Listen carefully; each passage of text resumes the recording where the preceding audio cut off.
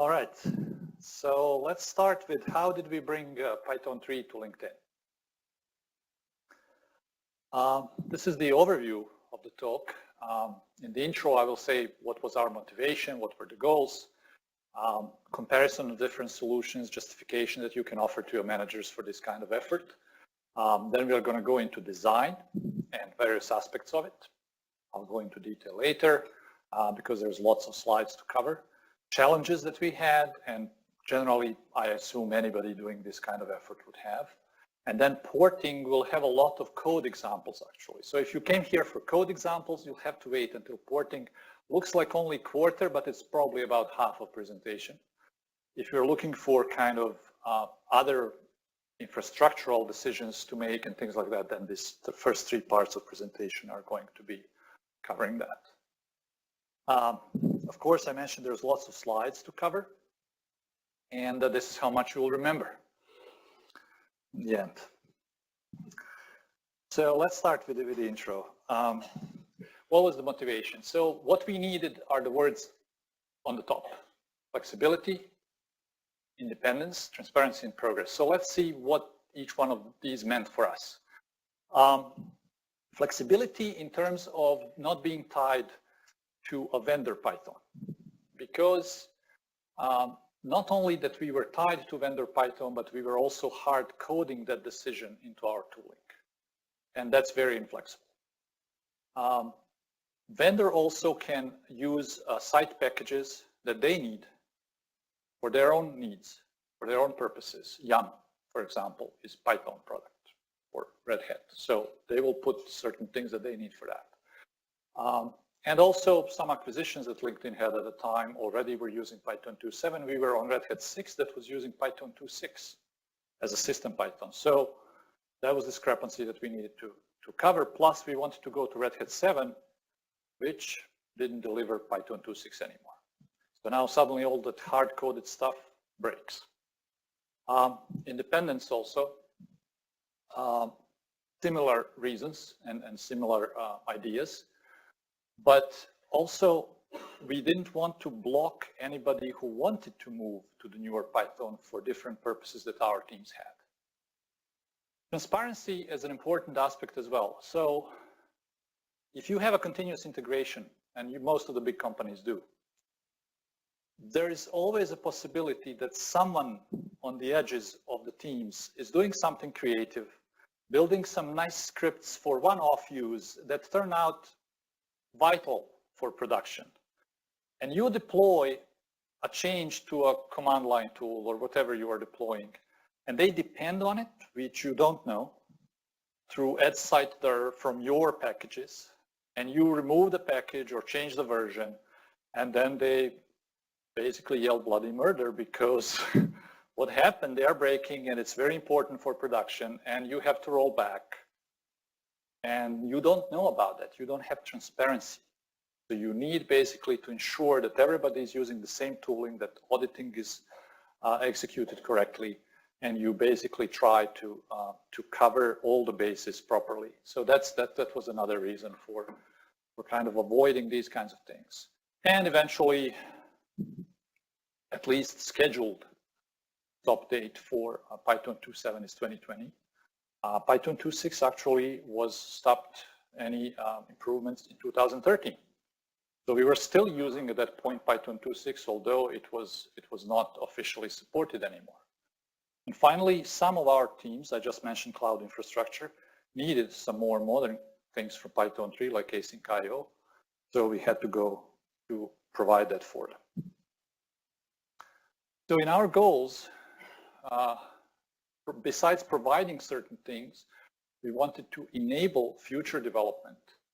And what we wanted to do is shown on this slide here. So we wanted support for multiple versions of Python because obviously you have a big company, you have a lot of people writing Python code, you cannot force all of them to move at once. Some of the teams may depend on a package that is still not supporting Python 3, especially 3 or 4 years ago. Or they just don't feel any pressure to move to that, while others are really, biting and trying to get to Python 3 as fast as they can. So you have to provide incremental improvements. You have to provide ability to build the different versions, to test the different versions, and to allow people to go at their own pace. So incremental migration was vital here, and we completed Python 2.7 in December 2015 and Python 3, enabling it for use fully last year, about a year and 3 months ago. And then that allowed us to break the dependency on the vendor's Python. It allowed us to start migrating our libraries, which we executed pretty quickly in October 2016 for the core set of about 50 to 60 libraries. And then we paved the way for the full Python migration of the products as we have now. So when we started looking into this, there are multiple solutions that people already applied, and there are two aspects of that. One is how do you provide multiple Python versions? The other one is how do you provide code that supports multiple Python versions? For the one on the right-hand side, code for multiple Python versions, there were existing solutions that we didn't need to reinvent any wheel for, and we just applied them. I will talk about them later. And then for multiple Python versions, you have, again, a choice to either use the system-supplied Python, multiple versions of it, or build your own clean Python. Clean, meaning no extra packages, just Python, standard library, basically. So advantages of system-vended Python are appealing. You don't need to build your own. You don't need to follow the security fixes, you know, all sorts of things. But turned out that Red Hat 7, for example, as I mentioned, doesn't ship anymore Python 2.6, while Red Hat 6 was shipping only Python 2.6, but not Python 2.7. At that point, Red Hat introduced so-called software collections, but they were in a different path than the system Python. And again, they were not providing one for 2.6. They provided software collections because of Python 3. So you still have a need to customize somewhat that vended Python. Apple supports library frameworks, which is different from any other platform. So again, you look at it and you see, I need to customize anyway, so why not build our own Python? Also, my experience from the previous places where I worked, in Python, exclusively Python shops, we always built our own Python. So all these disadvantages basically were weighing heavily in the direction of us building our own Python. And let me just stress a couple of things of the disadvantages. For example, an SRE installs a package that they need for operations, and it's a Python package, a Python RPM actually.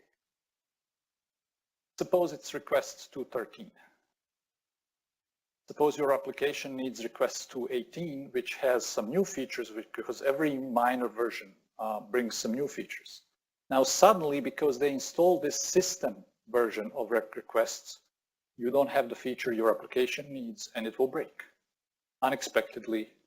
Very hard to find out why and things like that. So we call that tainted libraries, basically. Interactions of this sort. Also, vendors sometimes ship patches, backport patches, because those are long-standing versions of Red Hat 6 or Red Hat 7, long-term support. They will take a security patch from a supported version 2.7, port it back to 2.6. It will be binary incompatible. I had experiences where the binary incompatibility appeared. You had to rebuild suddenly all the Python products that use any C code. So those are all big disadvantages of that. With clean Python, we had very little disadvantages, except that you have to maintain the custom build and you have to follow the security updates. But advantages were we were isolating ourselves from all these changes in the system Python. We were able to reproduce the issues easier and have control over our own life. Now, the second part in that aspect when we were looking into existing solutions was code for multiple versions. Now, I said we didn't have to invent anything there because it was already done before. So Python developers started facing this issue in the previous decade. When Python 3 came out, suddenly you have to think, hey, how do I support both versions? Or some people had a choice of going directly to Python 3, but any big library at the time, Zope, Django, SciPy, NumPy, they all had to support both for a long, long while. And they found a solution. They first implemented in a standard library, lib2to3, which is a thing that moves your code into a compatible way. Then they developed a package called 6. And that one has an interesting story behind it. Maybe many of you know it, but maybe you don't. Why is it called 6?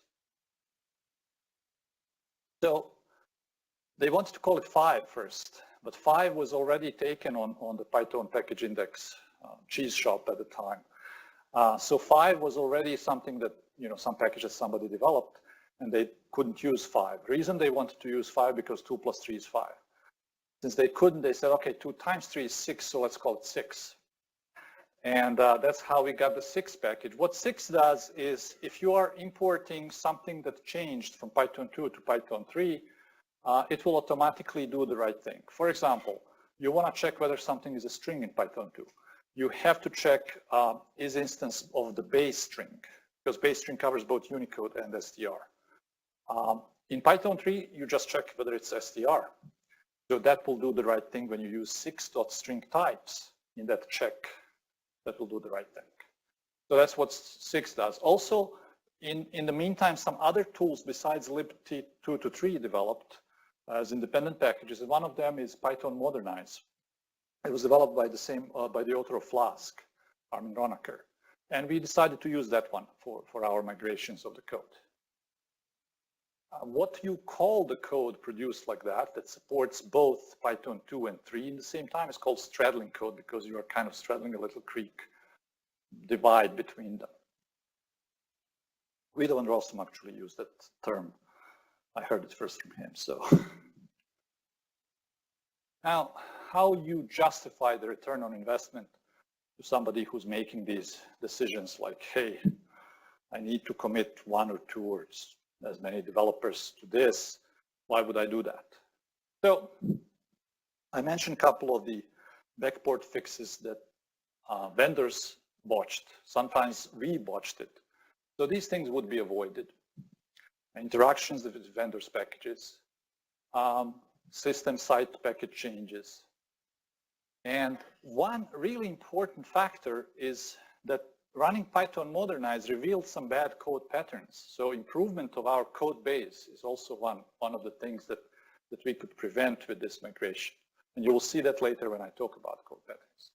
And then what we enable is that mission critical teams can really start using what they really need as soon as possible. And we are allowing, with this process that we've done at least, people to do it at their own pace. So we are not like affecting the whole company now. We are doing it incrementally. Very few people are committed to this job initially.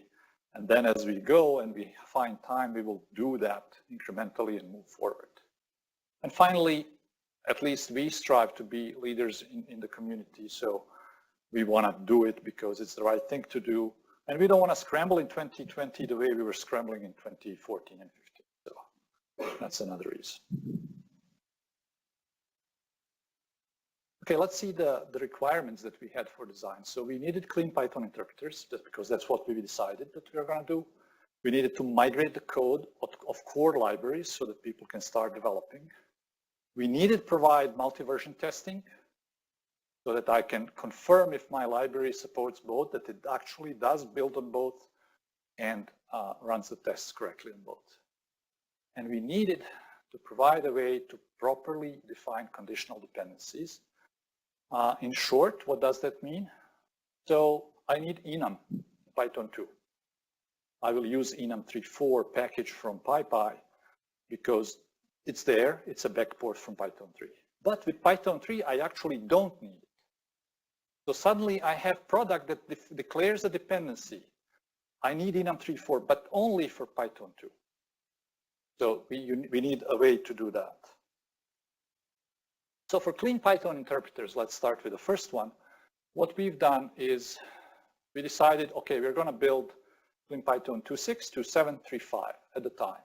We have now 3.6 as well, because it appeared for a year now already. So once we decided that, how do we build it? Well, at LinkedIn, we build everything with Gradle. I'll explain later why Gradle and why would somebody who builds Python use Gradle or C++, but it's just easier to use a single tool. So what we've done is we have a plugin for Gradle that builds C++ or C products, and we used Python source archive as an input for that, and we just produce a build for different platforms, for Red Hat 6, Red Hat 7, Darwin, whatever you need.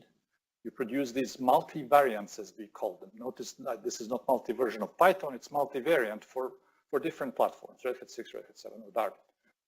And then we also produce the native packaging formats like RPM or PKG, because operations guys will love you if you do that, rather than provide just targz. They all land in a specific path. Doesn't matter what is it for you.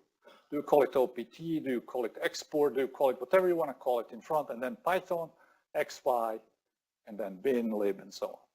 It automatically unpacks there. And that allowed us to start basically once we have that clean interpreter ready. Now, when we have that, we can change the tooling, and I'll talk a little more about that later, and start doing the code migration. Now, how do we do the code migration? So looking from a big application, you have a graph of dependencies, starting with the application, the root of the graph, and then going down towards the leaves, towards the libraries that don't have any dependencies. You start from the bottom. But where is the bottom? So in our case, or any other company, we are using open source libraries, right? They're coming from PyPy. I don't want to start with them because they already should be providing this, otherwise I wouldn't be doing this. And they do. They do. It's very hard to find nowadays any open source library worth any salt that doesn't provide both Python 2 and 3 support. And more actually happening that they provide only Python 3 support. But you can use previous version for Python 2, like Jupyter did that recently. So what we do is we look at bottom of our own libraries and what they depend on, only on the third-party external dependencies. And we start with libraries that depend only on external dependencies, and we migrate them. And then we look at the libraries that depend only on those, and we migrate them, and rinse and repeat until you reach the root of the graph. So that's how we do it. And then once you do the core libraries, I just realized today I wasn't aware. I was measuring something for the statistics at the end. 2,500 products at LinkedIn in Python. So, core libraries are just a small piece. And you have to reach out to the teams to do it on their own libraries, because somebody developed a library just for their team. You need to reach to them to do that also, because you cannot cover everything. So how do we provide multi-version testing? Well, you can say TOX, right? TOX is used nowadays for multi-version testing. That's easy.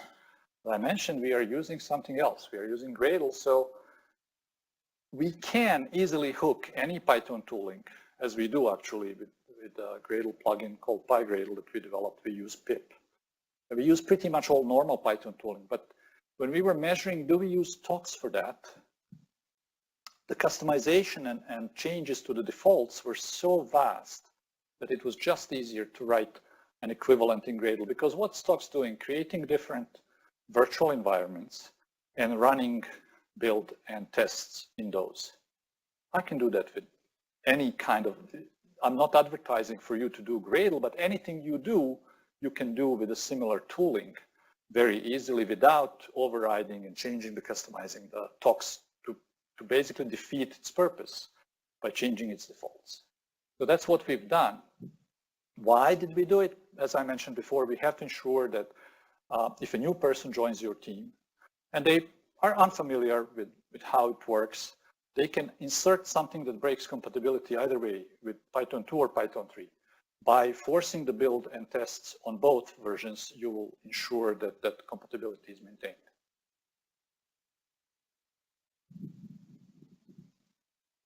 So for conditional dependencies, I mentioned that before.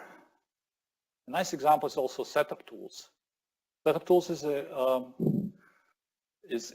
a package that everybody uses nowadays to pack the normal Python packages, or anyway you produce artifacts of some sort for Python. However, different versions of setup tools were supporting different things. And for what we need for conditional dependencies, I think you need at least setup tools 18, maybe something before, but you need a certain version of setup tools. Why? Because this PEP, environment markers PEP, Python enhancement proposer, it defines how to declare these conditional dependencies. That is fully supported by that version of setup tools, and certain version of WHEEL, I believe 0.24 or something like that. And specific command in setup tools is extras require. Now with setup tools 25, I believe, you can actually use a slightly different format, slightly easier format than extras require, but again, you need to go to a certain version of setup tools. Why is this so important? There are packages that provide support for both Python 2 and 3 together, or sometimes they break and one of them provides Python 2 support and another provides Python 3 support. You have to be able to provide these markers, and you will see later how they look like. Now, how do you bridge that if you are not using pure Python tooling for development, as we don't here? So we developed a little distutils extension, the class. Distutils is very extensible. NumPy, for example, does all sorts of things to customize their build through distutils extensions. So we built a little distutils extension that basically reads the build.gradle parts and makes a bridge towards Python parts and injects what's necessary, extras require, install requires, and things like that, and then build proceeds with normal Python tooling. I will show that a little later. So this is an example of the conditional dependency. At the top is exactly a package that I mentioned before, only for Python 2, and the other one is only for Python 3. And this declaration environment markers, this looks unfamiliar to Python developers because this is actually Gradle. This is build.gradle file. But declaring dependency is fairly simple. You just say configuration, whatever that configuration name is. For Java, it's compile. For Python, we chose to call configuration Python. And then you specify your dependency. But we also added an extension there so that we could use these environment markers and say, hey, but this dependency is only for this condition. And you'll see what happens in just a second here. When we go into that build, we create a file that looks a lot like requirements.txt for pip. It's not. We save it into a different name, but it looks a lot like that. And you notice that Avro.json serializer or LBYL utils, which is our library, are just normal dependencies.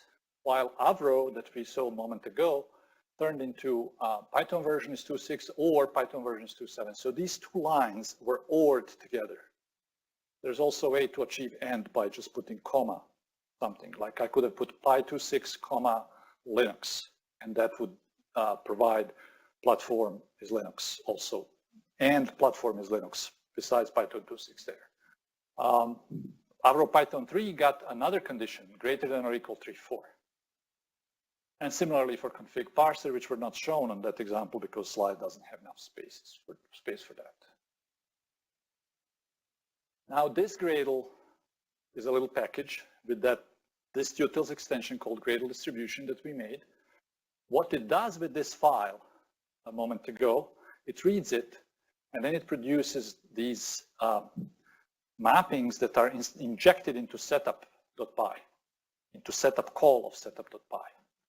So install requires becomes just all normal install requirements like LBYL utils and Avro.json serializer, but these conditional ones go into extras require under certain conditions which are listed there. And you can see them all together. And then Python package metadata, when you produce a Python package with this, what you get is exactly requires.txt file inside aginfo. And in that file, you will have normal dependencies, which are omitted there with an ellipsis at the top, and then these conditional dependencies like that. Or if you build a wheel, you will see this. So normal requirements like LBYL utils, and then requirements that are conditional. When I mentioned the more recent versions of setup tools have a little better syntax than extras required, this is exactly the syntax you could use in the install requires. You could say something like that with semicolon. Of course, everything would be on one line. I just had to break the line because of the slides. So those were the things we had to do to change our infrastructure to support these things.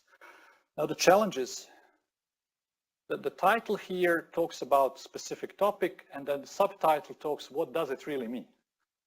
So if you have platform issues, it means you will have slower adoption.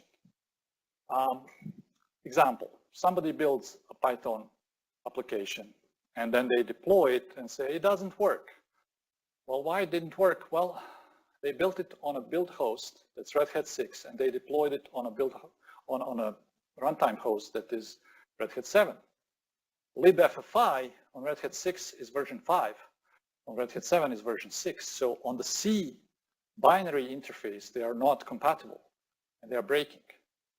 Also, minor versions of the operating system may change the library in a substantial way. So most notably, OpenSSL may bump a version in an incompatible way.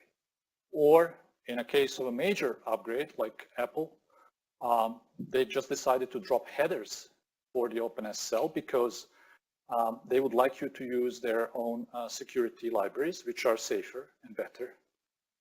But we build it open source, and it wants OpenSSL, so we need to provide OpenSSL somehow to it. And so we solved it by building our own OpenSSL. Actually, our traffic teams were doing that already, so we just utilize the same thing. But those are the things you face, basically, that when you start doing kind of things like this. So you're dealing even with the binary API, and how does it work, and is it satisfied or not? So I mentioned we use our own OpenSSL build, and we linked our clean Python against that OpenSSL. And that's a long-term support version, so it's kind of safe for several years. Dependency issues that can pop up mean that you will need improvements to your build tooling. I was just talking about the changes we've done with this special util class. Another thing was Gradle is based on metadata for Gradle are based on the Ivy format, which was developed for Java. Now think about it, Java doesn't have a version that drastically breaks with the previous version, like Python 2 and Python 3. Java also has very few binary issues. So it's completely different. It's just not built for the same purpose.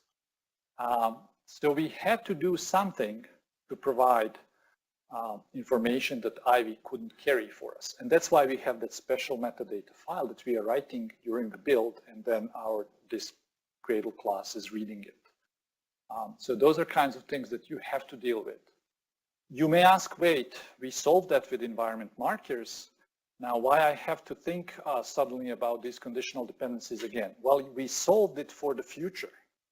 But when you start your building, these hundreds or thousands of libraries, you have no markers whatsoever. You have to build them. You still have to provide some kind of change in the tooling that will swallow that until it gets rebuilt. So those are things you have to deal with.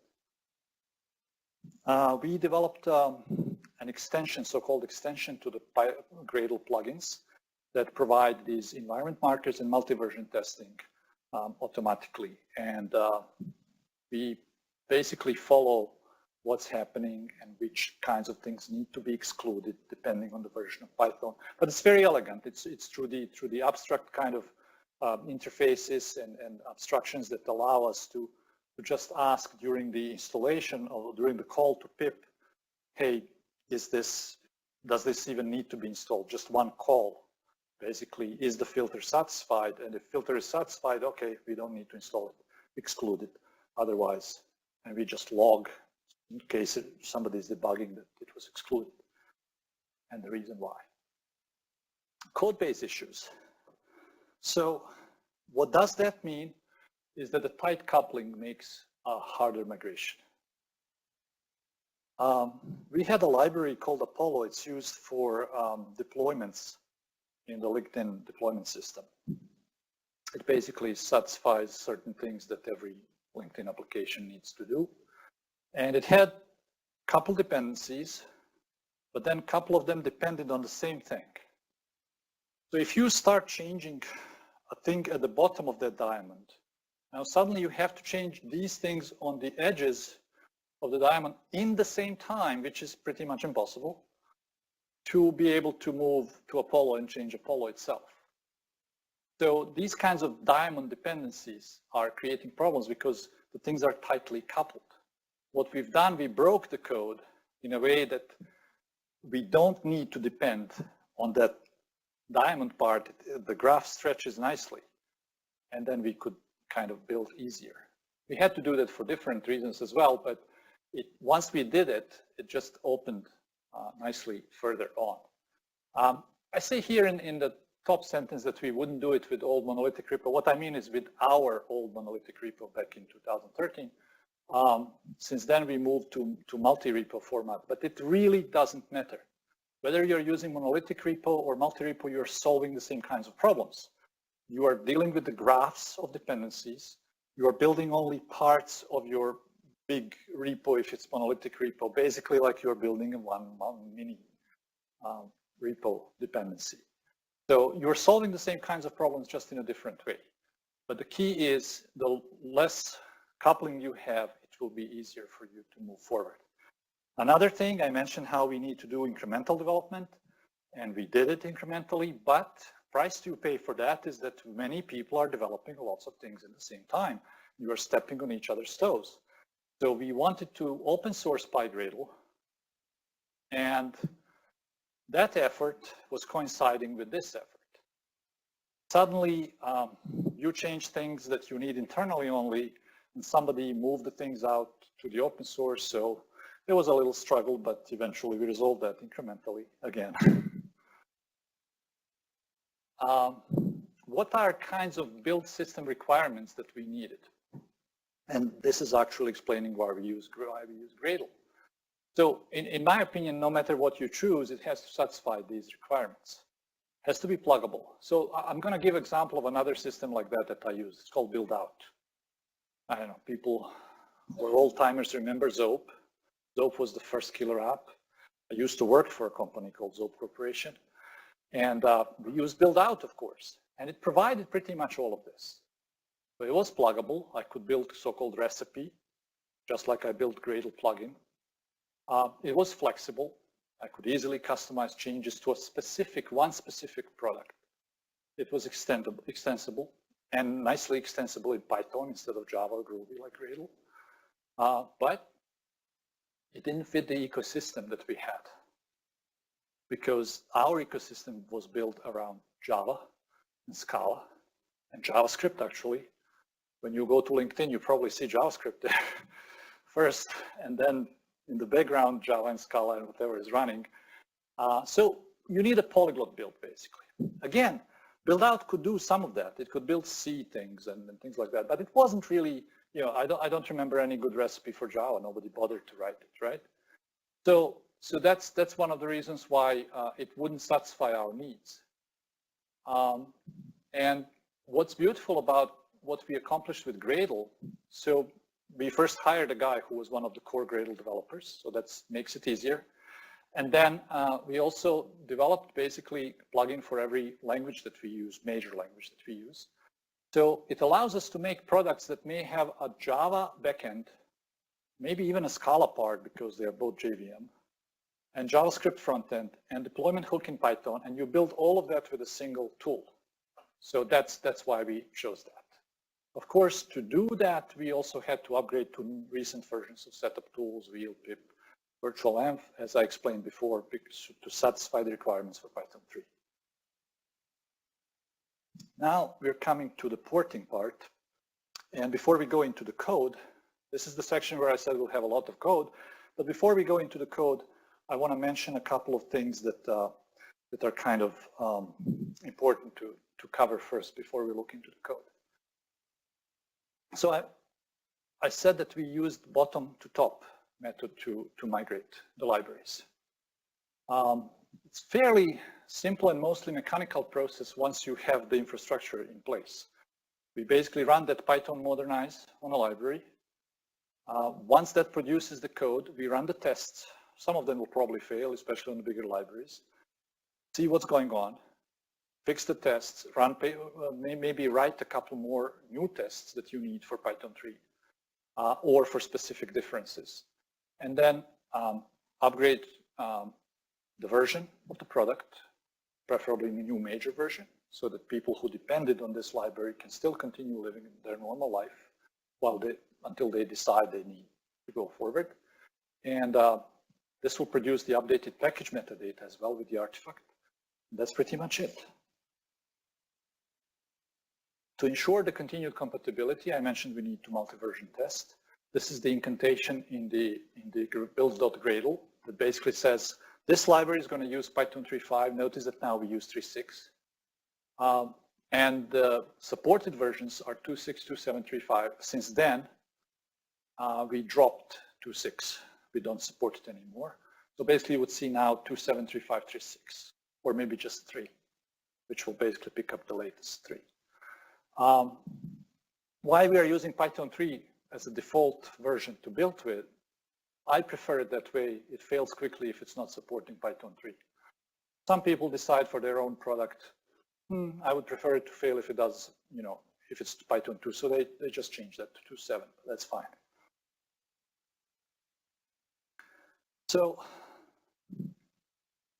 I gave a talk internally called Craftsmanship with Python Code Patterns. After doing that big migration in fall 2016, I found a ton of patterns that were kind of interesting.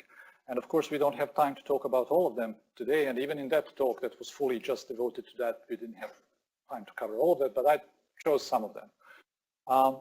And it was kind of interesting to see what are the most troublesome patterns that are caused either by language changes, which ones are caused by your own decisions that you made during the coding, and how we can go about fixing them. Notice because of slides again, I shortened the names.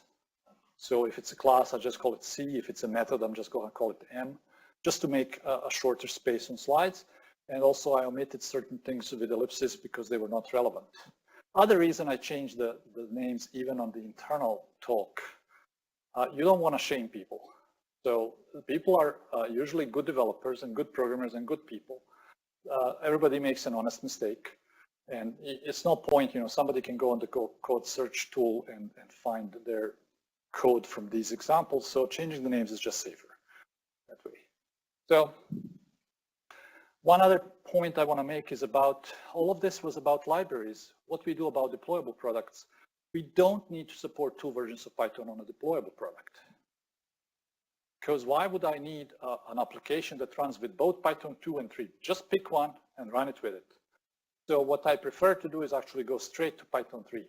I use the same process, but when I do the automated migration with Python modernize, and then I need to go and retest and change some things manually, I go and change every 6 dot use into a pure Python 3 use. And it simplifies the things. Python 3 is a much tighter, nicer language. So take a look at subprocess.run, and you will see how much easier and nicer is calling just that rather than check or I don't know, even forgot all the examples of the subprocess.something calls that were all replaced with subprocess.run. So here's my little list of silly things that people tend to do from that talk on craftsmanship. And first one actually is an interesting because Guido van Rossum recently made an edict, actually pronouncement, that he is accepting the fact that the new implementation of dictionaries that start in Python 3.6 is actually keeping the order. However, if you are supporting libraries that support both Python 2 and 3, you cannot or still rely on that. So be careful about that. And it was especially true at the time when I was dealing with this. So now certain other things that we'll go one by one and look into. And as I mentioned, some of them are caused by language changes and consolidations, like URL lib things. Why did we need 3 URL lib things? Python 3 has unified them into one. Great, that's what's great about it. And then certain things like Unicode and other aspects of changes in the language that we need to take care of. So the first thing that people do is misguided assumption. As I said, people are good developers, good people, but they just don't make a good assumption occasionally, and that causes issues. Their code was running perfectly fine with Python 2 for years maybe. Then we tried to move to Python 3 and suddenly that reveals these assumptions and what was wrong about it. I like this quote because when you make these assumptions, you're speculating. And speculation is not good at any month of the year, as Mark Twain points out. Let's see this first one, reliance on dictionary order. And don't forget, we are not talking only about Python dictionaries here. So even if your Python fixes the dictionary order in 3.6 or 3.7, you still need to think about other kinds of dictionaries. So most of the time you observe it immediately in the test code when you migrate. And tests are kind of flaky, failing randomly, unreliable, a little hard to find. Even worse, because Python is a dynamic language, when it happens in runtime, then it's really hard to find. So we need to root them out. Here's a small example. There was this piece of code that had dictionary just like this. Why these are operated in this specific order? I guess because it worked for them that way. Now what was going on? The blue was the original code, the green, good, is the fixed code.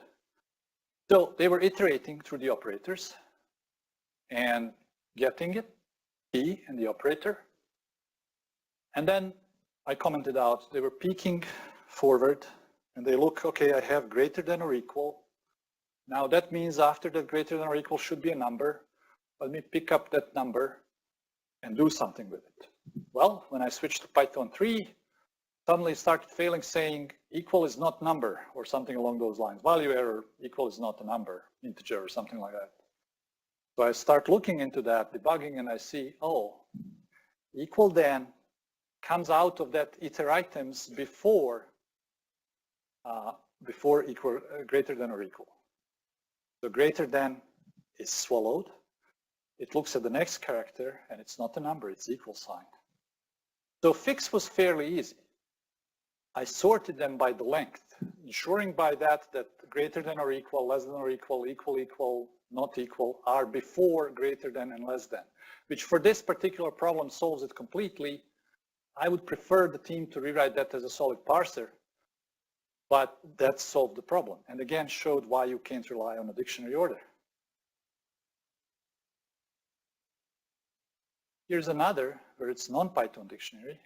So why was this testing sorting the years as that, like 2014, 2010, 2012?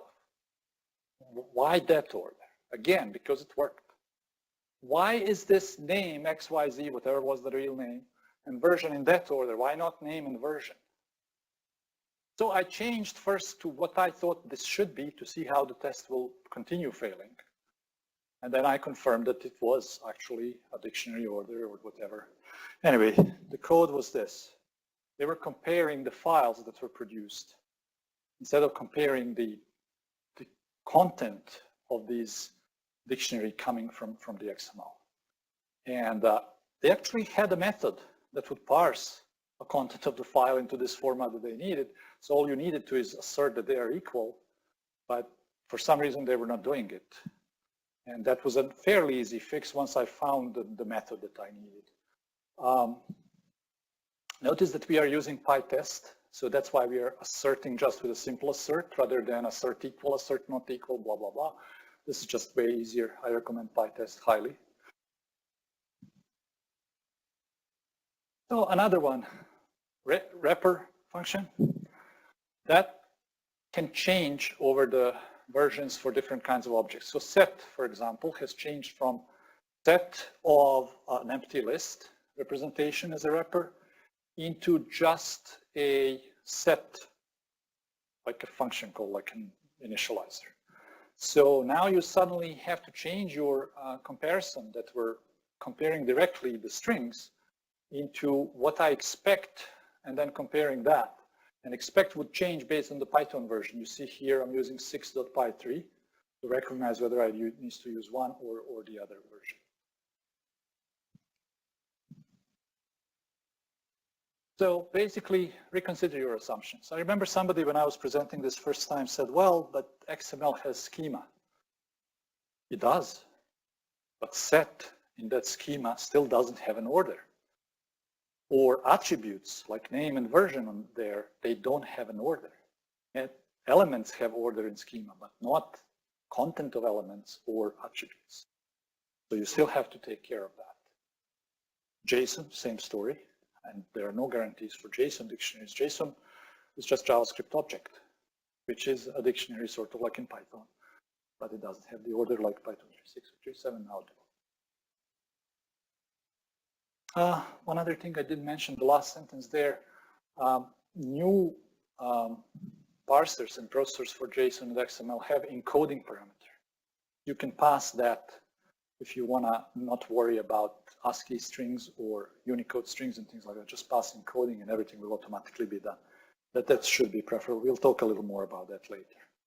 So talking about these kinds of things, we come to the idiomatic usage of language. When we learn a new foreign language, we try to learn it as well to speak it as a native speaker. I argue that programming languages are also as important to learn to speak in the idiomatically correct way. So otherwise, you will going to write Fortran programs all your life, or whatever is the first language you learn.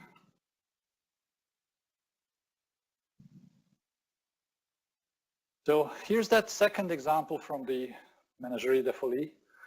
I saw this code if key in d.keys. Actually, I didn't see that one.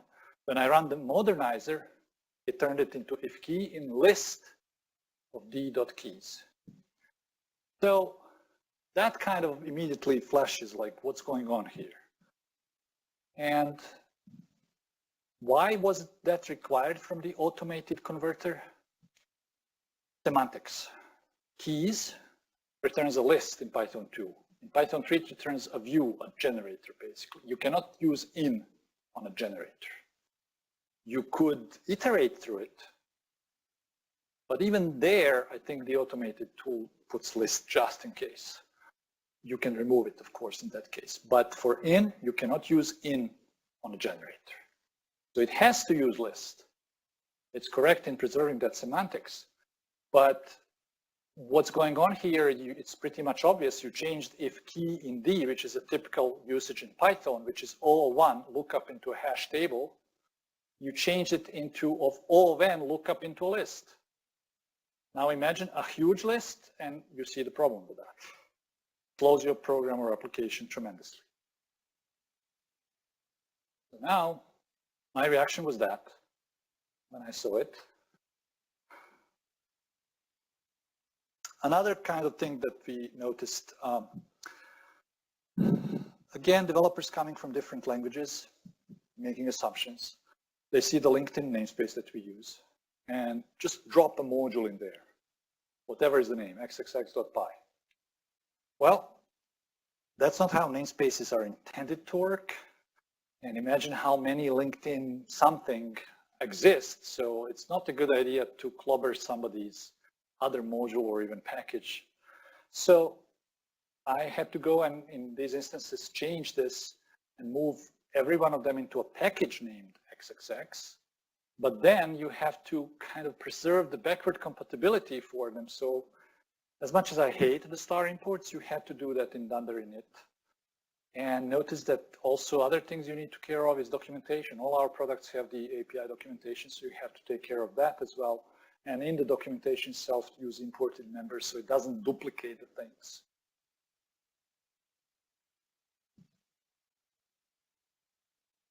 Tooling is important.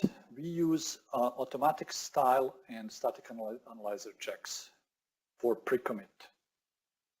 Some people, to avoid and be able to commit quickly, just put ignore for a certain type of error. If it's error starting with E, for flake8 at least, yes, we would prefer you to use style that is pretty much PEP8 that we use. But I'm not going to argue with you if you prefer, one or the other way, because it's a style. But if it's F error, which is coming from PyFlakes, from static analyzer, you better look at it. So here, this was actually ignored. And flake8 started checking certain things a little more. And when you change the version of flake8, it will check a little more things in every new version. So it kind of discovered this line. So I looked what's going on, and for a moment you don't see what's going on. And then I realized, okay, somebody who is used to maybe other language or whatever, where comma message is used, they thought that they are doing the right thing, but then they were getting the error, they put ignore on it. What this is doing, it has a tuple that has a string that is non-empty. So this is non-empty tuple, so this is always true. So you are testing nothing. And the correction is fairly obvious what's going on. We are actually using, check that this is equal to this other thing, and that's a big difference. And also that is state is check there. It's actually checking for the object addresses really. So that's another thing that was bad there. Another topic, Alex Martelli likes this one, is Python in a nutshell has a nice description about asking for forgiveness rather than, as opposed to look before you leap approach. So what is it? In programming languages like C, we have to use look before you leap approach because we don't have any other way. You don't have exceptions. So you have to say, if this, then return, if this, then do that, and then eventually do the job. So sometimes when you're reading C functions, especially in a hairy code like Linux kernel, you will see a lot of these ifs, checking for all sorts of conditions, and then eventually meat of the function at the bottom. Or go to bottom, clean up, and then, so things like that. Why we prefer in modern languages more easier to ask for forgiveness than permission? Well, so readability, clarity, try, accept things, but also do not repeat yourself principle. Sometimes raise conditions, because actually if you do, if this file exists, don't do something or do something. Between that check and then what you do, there may be a small raise condition that will actually be activated at a certain point, while with try, accept, it can happen. So those are the reasons. And here's a nice example from the code. The original code was up there. Now file used to be a keyword in Python 2. Python 3 it's not anymore. And so what we do, here we are checking whether it's file and then using the name on it, or if not, we are checking if it's a string, and 6 string types was produced by Python Modernizer. That was probably a check for base string or something like that before. And then setting file name to none for later processing. Now, I turned the condition around. So I asked opposite. First, is it a string or not? And if it's not a string, then I'm just assuming it's a file and trying to get the name. And if I get attribute error, then I know it's none. I mean, it shouldn't be set. So just turn sometimes things a little around and use this, and that's a fairly valid approach. And it works on both Python 2 and 3. In the tests also, sometimes you have similar thing. Here's an example where our test was testing certain metrics. And because it was returning a set, I believe, which was then turned into a list, you don't know which order will happen. So sometimes, depending on how you run these tests, expected gauge 1 would be first, and sometimes expected gauge 2 would be the first in that list. So you just make 2 possible cases, and then try, accept, And then even if that one fails, then you know you have a test error. Now Python changes that caused certain need to adapt. There's no more comparison with CMP in Python 3. And that was widely used through our code. You know, lots of things like in these dependency resolutions for our tooling, you have these huge graphs and you compare versions and things like that. One of the things that Gradle helped us actually with was if you build with normal Python tooling, how do you ensure repeatable builds and how do you ensure that package A requiring package C at version 1.2 and package B requiring package C in version 1.3 don't cause a version conflict? You've probably seen that one. So Gradle kind of deals with that for us automatically. Lots of our tooling is written in Python and it uses these kinds of comparisons and things like that. So CMP was used quite a lot. Now, how do you replace CMP? You write a total ordering class and you add dunder EQ and dunder LT. Those two are enough because if you qualify the class with total ordering, at total ordering, the other four will be greater than, greater, less than, and not equal will be automatically generated. So this is a typical example of a comparable object where we wrote these two methods. Now gotchas with that. In Python 2, total ordering is coming from the functools package, I believe, yes? And NE wasn't really implemented in the best way. So there could be an issue if your comparison operator is returning not implemented. So you may end up with both EQ and NE returning true or false at the same time. It shouldn't happen. They should be opposite of each other. So Python 3 has a perfect implementation of NE. So there's no need to change anything for Python 3, but then you can use if 6 py2, then implement NE. And this is literally translation of Python 3 C code that does the same thing. So basically get the result of EQ and then check if it's not implemented, return same. Otherwise, return opposite of that. And another gotcha is hash. So with Python 3, if you start implementing these things, you better implement the hash as well because otherwise it just ID will be used as a hash, which is not always what you want. So make sure that you implement under hash as well. Strings versus bytes is one thing that will affect you when you move to Python 3. Recommendation from experience, not just mine, everybody recommends that. Use pure strings inside your app on the edges of the interface. So you're talking to some other service through HTTP or you're receiving from the other service.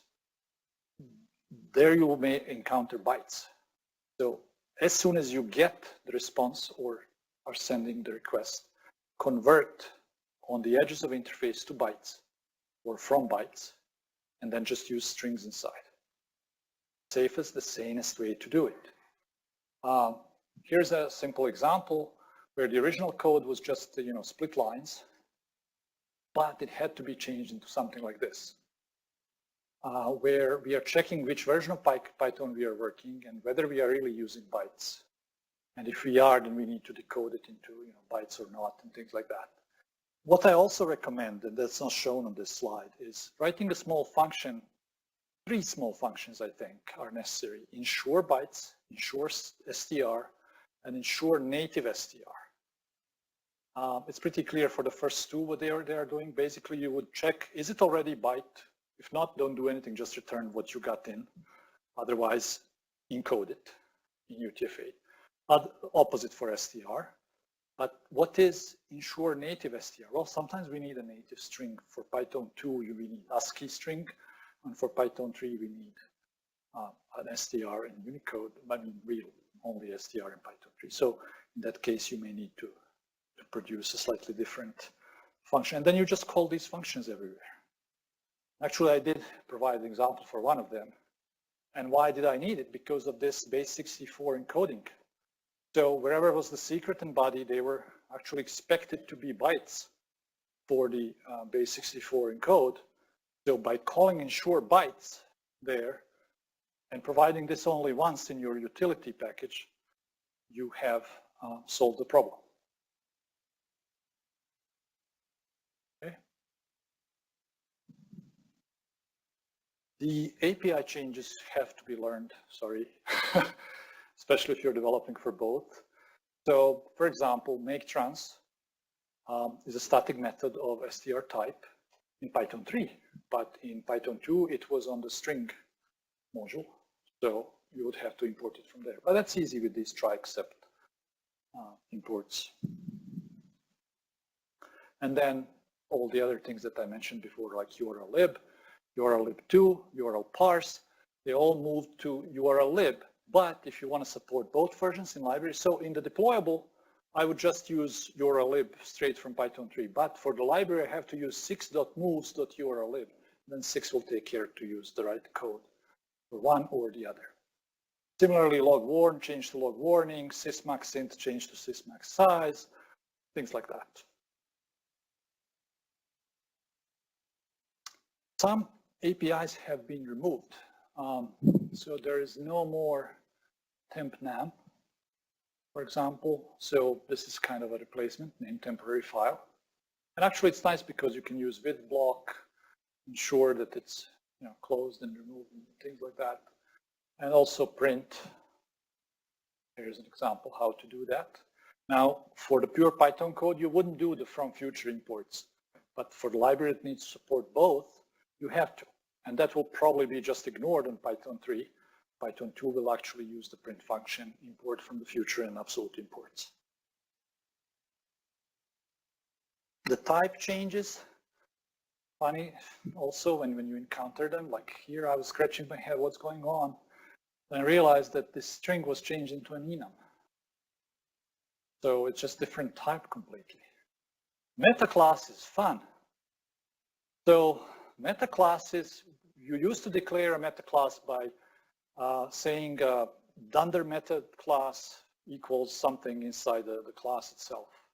Actually, some people were providing the, so you need to declare a class with object, to inherit from object most of the time if you want new style classes in Python 2. While Python 3 went back to the old way with just column, you don't need object. To support that, you could put at the top of your module dunder meta class equals type, and then it would just happen automatically for you. So some people use that, but now that's not supported in Python 3 anymore. So what is supported, you would say meta class attribute, a meta class argument to the class in the Python 3. 6 provides either this function call, or it provides a decorator that you can use to provide meta classes in an agnostic way for both Python 2 and 3. So basically, if you wanted that, you would say 6 with meta class, meta and base, and that will work. Exceptions also changed. So there was an interesting use somewhere where people were using error subscript something, and that's just stopped working. So error.args is now used.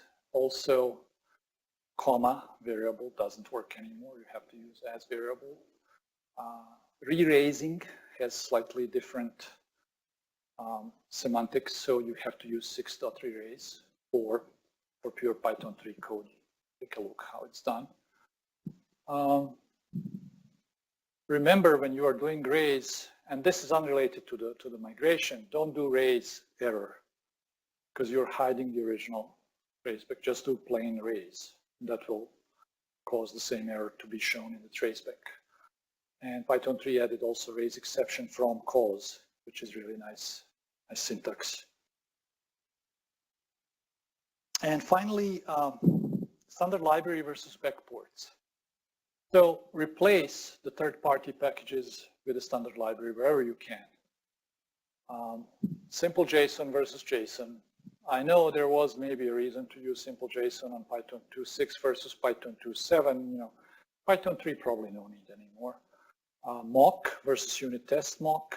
You don't need mock as a third-party package. It is in unit test. Similarly, subprocess 32 with subprocess. Actually, somebody recently asked me to release into our internal Artifactory release candidate of subprocess 35, I think. No, 32.5, something like that. Obviously, they are backporting more new features, and I said, look, if you need this, just go to Python 3. So, Trolleus was a backport of asyncio to Python 2. It was a little wonky because in Python 3 you had a syntax yield from, and then later introduced the keywords async and await, which is even better, borrowed from C#. But Trolleus, since syntax error gets raised when you use yield from, syntax error, Trolleus used the solution with yield capital F from as a function call. So it kind of works, but when you are migrating this kind of code and writing a library that supports both, you have to actually write two modules. I usually solve that by writing a dunder, actually not dunder, just one underline module name in Python 3, and then another underline compat module in Python 2 with Trolleus, and then write the main module without underline in front, that just based on which Python we use imports one or the other. That will do the job. And then take a look at others changes like izip is not necessary anymore and things like that. E3, I mentioned before with XML, supports encoding, subprocess supports universal new lines 3. Why is this important? I mentioned change on the edges of the interface. So if you run just subprocess and you get the output, it will probably be in bytes. And you will have to then encode, decode, or maybe it won't. So using universal new lines is true. It will automatically take care of converting that into string in Python 3 and correct representation in Python 2, so you don't need to worry about that. So that's edge of the interface doesn't mean always your code. Let library do it for you. So where we are now. I presented this back in August at PyBay conference. Glenn Jarvis, who works with Jeff on meetups, saw it and he asked me to present again. And I asked, are you sure you want to hear the same thing twice? And he said, well, it's different audience, why not? So it used to be 27 or 29, I don't remember, this number. And now we are at 36, so we are growing, we are moving. What we plan for the future is to grow even more with this. So that's the current status. But what we are planning is to actually completely stop Python 2.6, which we did. We are planning to start moving people gradually completely towards Python 3. Some of our developers are using typing already and checking the types for the important infrastructural products. And users will still be able to stay on Python 2.7 for a while, but not for a long time at LinkedIn. So that's where we are. Thank you.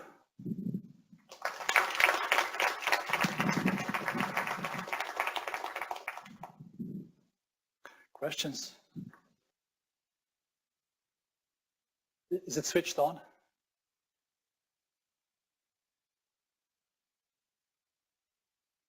Thank you.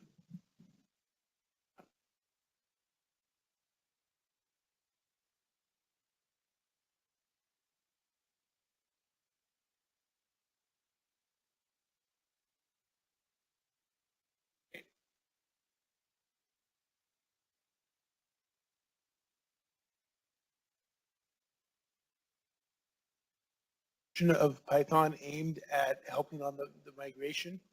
So for example, I would have expected to see a version of Python that when you run the tests, it always randomizes the dicts. And it all, just as when people are doing multiprocessing, they always swap the threads. So for example, making dict.keys very, very slow, so you know when you're calling it.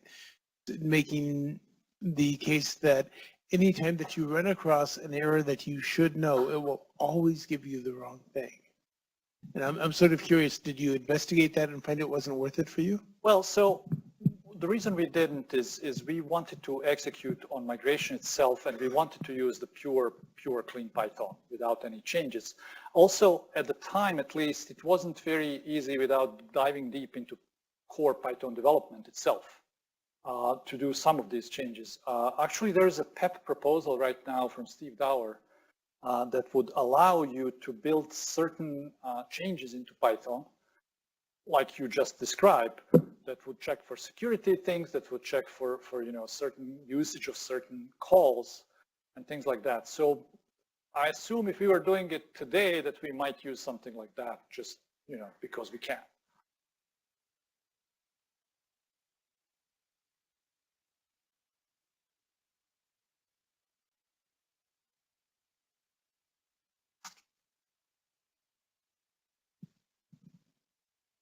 Thank you, Zvezdan. I had a question about, you talked a lot about pip installs and other that and things like that. There's a lot of issue installing NumPy or something that's very C-based. Does the packaging support that as well? And were there any issues with migrating to Python 3 with that? Yeah, there are issues. And we are working on actually, we support it, but it may not work in every situation. And we are currently developing some extensions into the BiGradle that will actually support that even better. Let me describe for the benefit of others what the issues are. You are building a big product. The big product has a NumPy as a dependency, and it also has a cryptography as a dependency. Because cryptography is used, if you're building on Mac, you will need to link against our OpenSSL, as I mentioned, because Apple doesn't provide headers. But NumPy also links against some Fortran libraries. And if you pass a linking flag for OpenSSL, it will try to link that Fortran library against OpenSSL and fail miserably. So then you suddenly have to start injecting into your build.gradle things like if Mac do this, if Linux do that, which is okay. It's a workaround. What we are working on right now, I'm specifically working on that right now, is per package specific setting that would percolate up just like the environment markers for the conditional dependencies, so that this package cryptography would say, hey, I need these flags for my build. But it wouldn't interfere with NumPy, and vice versa. NumPy would say, I need this version of BLAS or whatever is the library, but it wouldn't affect anybody else but NumPy. So that's what we are doing right now.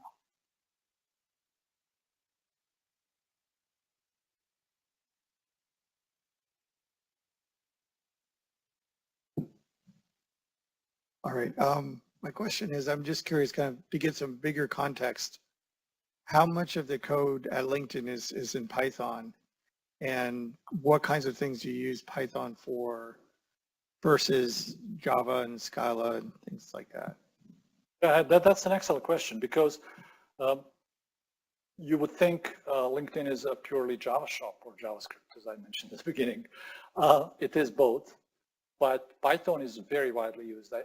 I said, let me go back here and see if we can actually see that. If I hover over this thing, which I might be able to do, it doesn't show anything, but it might show you here that there's 900 products, repos with Python 3, and 1,000 something, overall 2,500 Python packages, products, whatever you want to call them, that use Python in one way or another. So most of these will be, they treat 400 command line tools. They, several hundred applications, dashboards of all sorts, web applications basically. Daemons running and doing something for somebody in the background. Or deployment hook for a Java product. But literally, I believe we have over 1,000 products that actually are purely Python. And then maybe remaining ones are, libraries for our protocol between microservices called RESTly, or these hooks and things like that. Data scientists are using it more and more, as you know. So we have more and more products coming from them. So it's used a lot. Data science, infrastructure tooling, performance tooling, build tooling, all sorts of things. Simple scripts, simple hooks, web applications, dashboards of all sorts, yeah.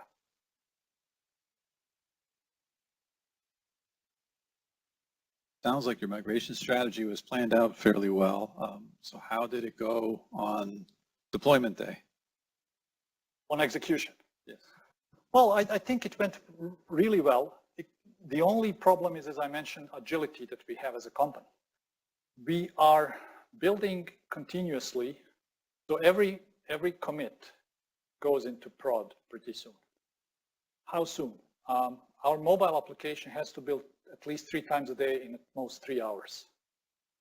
Smaller things, even more. And I mean faster. So we are committing all the time. And that's why we had to provide this incremental change so that you could, at your pace, decide to change this or not change it. There's only a small team, Python Foundation specifically, that worked on the infrastructural changes.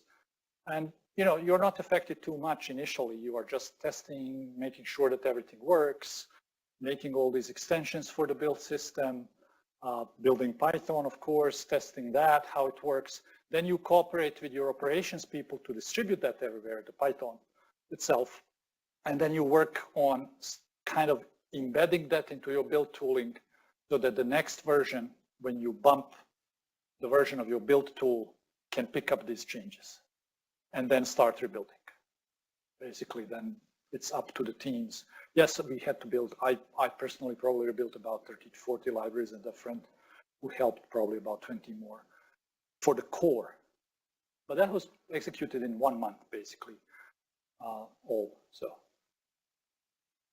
once you provide all the infrastructure and you are kind of sure about how you can incrementally move, it can be done fairly fast. Overall, it takes a long time because, you know, people don't move immediately to the new things, and this preparation is kind of has to be done painstakingly and with attention to detail and things like that.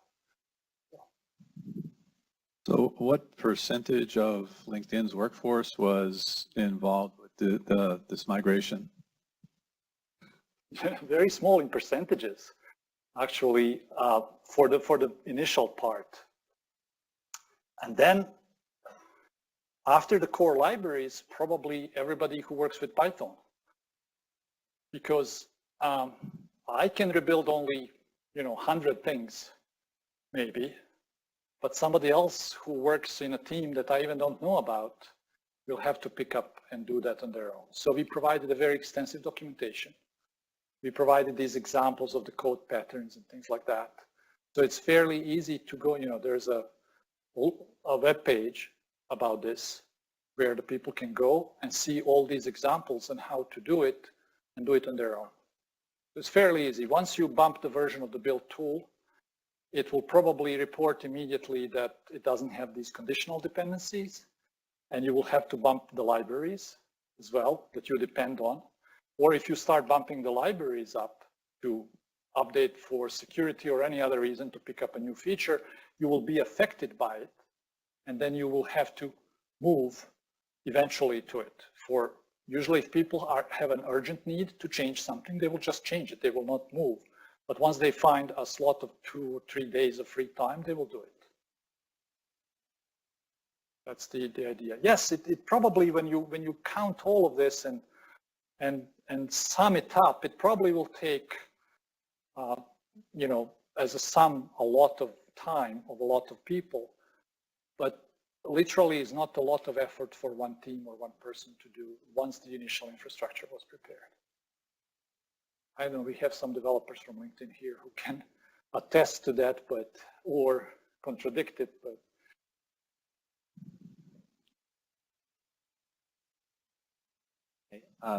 so in one of your earliest slides, you mentioned that one version of Linux only had Python 2.6 and one version of Linux only had Python 2.7. And then in your later slides, you also mentioned that Apple doesn't include header files for OpenSSL. So is LinkedIn kind of going in the path where you're basically giving up on the operating system vendor to provide the right versions of things that you need to get going and either come up with like captured build tools or even your own Linux distribution with the versions of things compiled the way you want? So the main thing there with the differences of language versions or what the operating system provides for certain things, the main problem is not only that they don't provide a version, they will customize it for their own needs. So if they need something for Yum, they will bring that package in, and that package may be in a completely different version than what you need. So what we do, I probably forgot to mention that, I'm pretty sure I did mention it at PyBay. These builds that happen for deployables are actually building a container, a zipped container that PEX, that contains all your dependencies and your app code. So now you don't need nothing but a simple Python, clean Python as we call it, to run that. And that's really appealing because you are sure that nobody added anything that can affect you outside of the clean Python. And everything that you need, you carry with yourself in one single container. Only the libraries are the ones actually that need to provide multiple version compatibility, but that's just normal Python package, basically just like PyPy.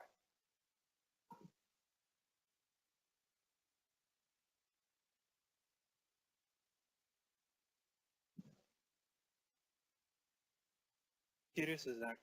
Is it like a best case effort, or do you ensure that all? It's serious. Serious? Some of our teams on LPS, on the cloud infrastructure, they actually really need type checking because it's a really important infrastructure, and we don't want a runtime problems that could be solved by just simple type check. Yes, in Python, before type checking, you would add a lot of tests to cover these bases, but is it easier to add a type annotation or add 16 checks for integer, right? So those teams are really pushing for that use, and they implemented a feature that allows them to use it fairly easily. Again, like I mentioned to my previous response, we are also developing a feature where that would be embedded into BiGradle itself. So just with a single setting, you would say, hey, I want to use my Py, and it would be automatically used. So it is pretty serious.